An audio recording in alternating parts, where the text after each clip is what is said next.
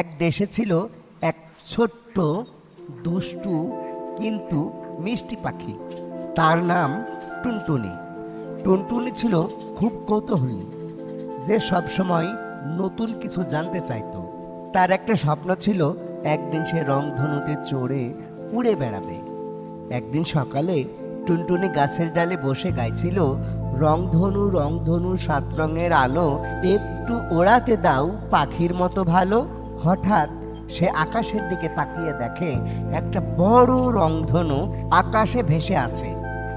সঙ্গে সঙ্গে তার চোখ চকচক করে উঠল।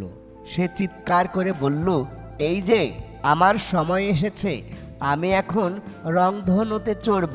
তখন সে তার বন্ধুদের ডেকে আনলো, টিকু খরগোশ, মিন্টু বানর, গুগু কচ্ছপ আর ঝুনঝুনি বেড়াল।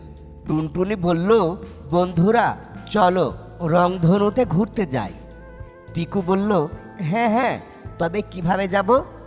আমাদের তো ওড়ার ক্ষমতা নেই।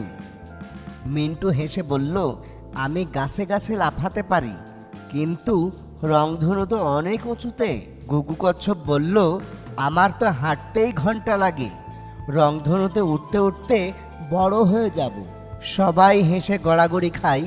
টুনটুনি বলল, আচ্ছা ঠিক আছে, আমি তো উঠতে পারি, আমি তোমাদের জন্য একটি জাদুর পাখা খুঁজে আনবো।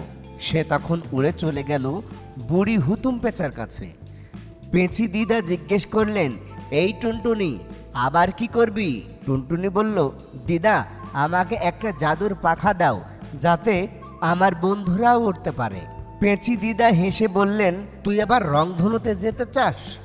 ঠিক আছে, একটা শর্ত আছে, রংধনুতে গেলে 7টা রঙের 7টা কাজ করতে হবে, না হলে রংধনু ভেঙে যাবে। টুনটুনি সাহস করে বলল, ঠিক আছে দিদা, আমি আর আমার বন্ধুরা সব কাজ করব। পেঁচি দিদা তখন 7টা জাদুর পালক দিলেন, প্রতিটা রঙের জন্য একটা করে।